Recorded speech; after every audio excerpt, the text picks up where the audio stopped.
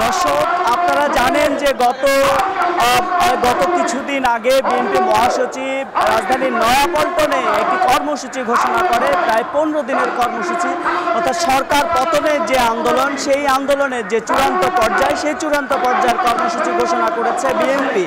এবং সেই কর্মসূচির মাধ্যমে আসলে সরকার পতনের জন্য যেসব বার্তা দেওয়া দরকার, সেই সব বার্তা আসলে বিএনপির পক্ষ থেকে দেওয়া হচ্ছে।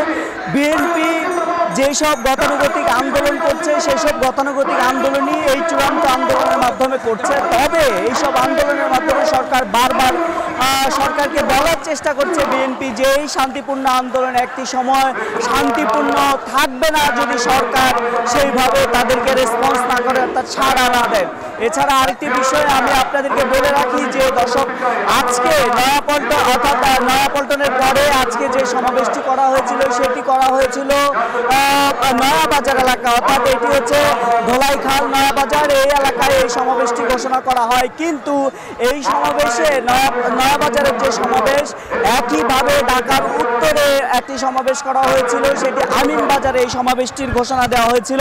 কিন্তু সেই সমাবেশে সাধারণ মানুষ অংশগ্রহণ করতে পারেনি এবং সেই সমাবেশটি গত রাতে, অর্থাৎ বিএনপির পক্ষ থেকে অভিযোগ করা হচ্ছে যে গত রাতে এই সমাবেশটি বন্ধ করে দেয়, অর্থাৎ সমাবেশের যে স্টেজ করা হয়েছিল সেটি পুলিশের সহায়তায় স্থানীয় আওয়ামী লীগের নেতৃবৃন্দ সেই সমাবেশটি স্থগিত করে দিয়েছে বা স্টেজটি ভেঙে ফেলেছে বলে অভিযোগ করা হচ্ছে। তবে আজকে এই নয়াবাজারের যে প্রোগ্রাম, সেটি খুবই শান্তিপূর্ণভাবে হচ্ছে এবং এখানে স্থানীয় নেতাকর্মী এবং আশেপাশের সমস্ত নেতাকর্মীরা এসেছে। আজকের এই অনুষ্ঠান থেকে বিএনপি মহাসচিব যে বার্তাটি দিতে চান সেটি হচ্ছে যে কেয়ারটেকার গভর্নমেন্টের মাধ্যমে আগামী দিনে নির্বাচন হবে এবং শান্তিপূর্ণভাবে নির্বাচন, শান্তিপূর্ণভাবে আন্দোলন, সেটি বিএনপি চায়। কিন্তু সরকার যদি সে পথে না হাঁটে, তাহলে সরকারকে যে পথে হাঁটলে বিএনপি সরকার শুনতে বাধ্য হবে, সে পথে হাঁটতে যাবে। এবং আপনারা আজকে এখানে যে কর্মসূচি দেখছেন যে এটি হচ্ছে ধোলাইখাল, একেবারে একটি ব্যস্ততম নগরীর সবচেয়ে ব্যস্ততম এলাকা এবং ঘিঞ্জি এলাকা। এই এলাকায় শত শত নেতাকর্মী এখানে উপস্থিত হয়েছে আজকে সমাবেশ সফল করতে।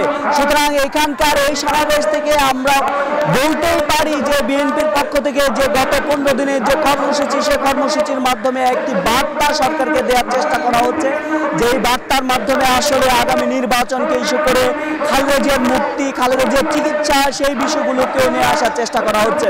তো এখন পর্যন্ত এই শান্তিপূর্ণ সমাবেশ। এবং আরেকটি বিষয় আমি জানিয়ে রাখি যে সমাবেশের বাইরে ব্যাপক পরিমাণে পুলিশ রয়েছে, পুলিশের পহরা দেওয়া হয়েছে, পুলিশের পক্ষ থেকে সতর্ক অবস্থান নেওয়া হয়েছে। কিন্তু বিএনপি কর্মীরা এইসব পুলিশি প্রহরার কোনো ধরনের তোয়াক্কা না করে তারা এই সমাবেশে আসছে এবং তাদের মধ্যে, নেতাকর্মীদের মধ্যে একটা উৎফুল্ল উল্লাস আমরা দেখতে পাচ্ছি, যেটি হচ্ছে আগামী দিনে সরকার পতন।